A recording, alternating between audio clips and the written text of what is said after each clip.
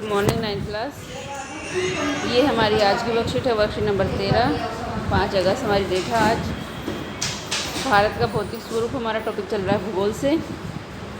पिछली बार हमने हिमालय के बारे में पढ़ा। आज हमारा जो टॉपिक है उत्तरी मैदान के बारे में।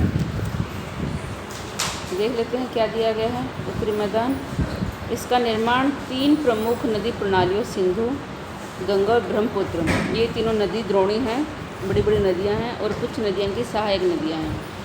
सहायक नदियां वो कहलाती हैं जो छोटी छोटी नदियां बड़ी बड़ी नदियों में आकर मिल जाती हैं, वो सहायक नदी कहलाती हैं।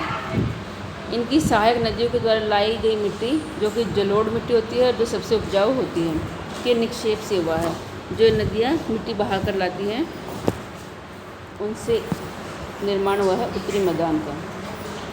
इसका आकार 2400 किलोमीटर लंबा है और 240 से 320 किलोमीटर चौड़ा है।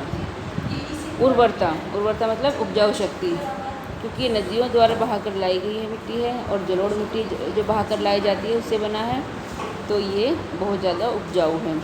उर्वरता से भरपूर कृषि योग्य समतल मतलब पैरेलल, जो समांतर हो, जो उबड़ खाबड़ ना हो। पानी की पर्याप्त उपलब्धता, पानी पर भरपूर अनुकूल जलवायु और यातायात के सुलभ साधनों जैसे रेल, सड़क, हवाई जहाज के कारण ये सघन जनसंख्या वाला भौगोलिक क्षेत्र है। यहाँ पर हर सुविधा मिलती है। यहाँ की भूमि जो है उपजाऊ है, समतल है, पानी पर्याप्त है, जलवायु अच्छी है और यातायात के साधन भी उपलब्ध हैं, इसलिए यहाँ पर ज़्यादातर जनसंख्या निवास करती है। और उत्तरी मैदान में हमारा कौन सा एरिया आता है? हरियाणा, पंजाब, उत्तर प्रदेश, ये वाला एरिया जो हमारा उत्तरी मैदान वाला एरिया है। तो यहाँ की जनसंख्या से आप अंदाज़ा लगा सकते हैं इस बात का। मोटे तौर पर इन्हें 3 वर्गों में विभाजित किया जाता है। 3 उपवर्गों में इसको विभाजित किया जाता है।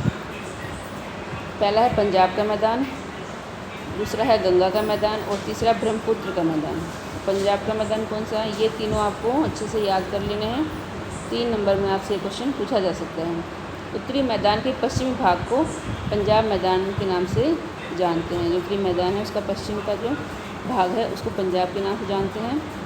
सिंधु और सहायक नदियों के द्वारा लाए गए जलोढ़ों के निक्षेपों से बना है। 2 आबों, जो 2 नदियों के बीच की भूमि है उसको 2 आब कहते हैं, की अधिक संख्या इस एरिया में, इस पंजाब के मैदान के एरिया में 2 आब बहुत ज़्यादा हैं और ये सिंधु और उसकी सहायक नदियों के द्वारा लाए गए मिट्टी से बनता है। दूसरा गंगा का मैदान, उत्तरी मैदान का मध्य भाग जो गंगा और उसकी सहायक नदियों के द्वारा लाए गए निक्षेपों से बना है। इसका विस्तार घग्गर नदी हरियाणा में जो है और तीस्ता नदी जो पश्चिम बंगाल में है, वहाँ तक इसका विस्तार फैला हुआ है। मतलब हरियाणा से लेकर पश्चिम बंगाल तक इसका विस्तार फैला हुआ है गंगा के मैदान का।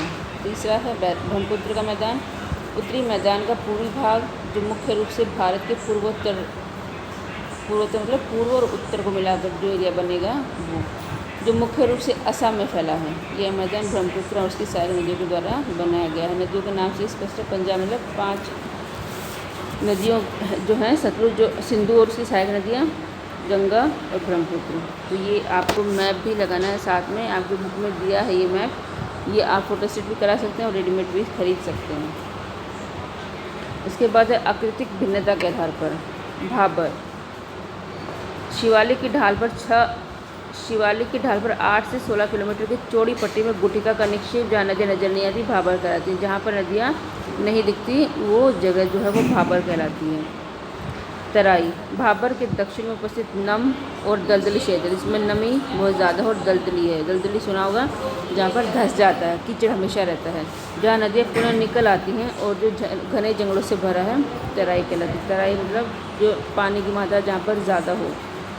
तीसरा है भांगर, पुराने जलोढ़ के मैदान, पुराने जलोढ़ के मैदान है, पुराने मैदान जो हैं जो वेदिका चबूतरे जैसी आकृति बनती है, भांगर कहलाती है। यहाँ अब नए जलोढ़ों का निक्षेप नहीं होता। यहाँ की मिट्टी में पाए जाने वाले चूनेदार निक्षेप को कंकड़ कहा जाता है। और लास्ट है खादर, बाढ़ वाले मैदानों के नए और युवा निक्षेप जो उपजाऊ होने के कारण गहन खेती के लिए बढ़िया होते हैं। जो बाढ़ वाले मैदान हैं, जहाँ पर बाढ़ आती है, वहाँ की नदियाँ जो मिट्टी लेकर आती हैं उससे ये बनते हैं और ये उपजाऊ होते हैं। तो ये भी आपको याद करना है। ये दोनों ही क्वेश्चन आपसे 3 नंबर में पूछे जा सकते हैं। आपकी बुक में भी दे रखा है, विस्तृत वर्णन के लिए आप अपनी बुक में पढ़ लेना इसको। क्वेश्चन देख लेते हैं। भारत के उत्तरी मैदान के निर्माण में किन नदियों का योगदान है? 3 के नाम लिखने हैं। क्वेश्चन आप स्वयं करेंगे। मैदानी भाग में घनी जनसंख्या के बसाव के क्या कारण है? क्योंकि उपजाऊ शक्ति ज़्यादा है। उत्तरी मैदान का निर्माण किस प्रकार हुआ? ये भी स्टार्टिंग में बता दिया गया है। तराई भाग घने जंगलों से क्यों भरा रहता है? क्योंकि वहाँ पर नमी और कीचड़ या दलदल रहता है। दिल्ली में स्थित एक खादर वाले इलाके का नाम लिखिए और बताइए कि उपजाऊ क्यों होते। सारे प्रश्न आपको स्वयं करने हैं, जिससे आपका रिवीजन भी साथ ही साथ होता रहे। तो चलिए आज की वर्कशीट में इतना ही।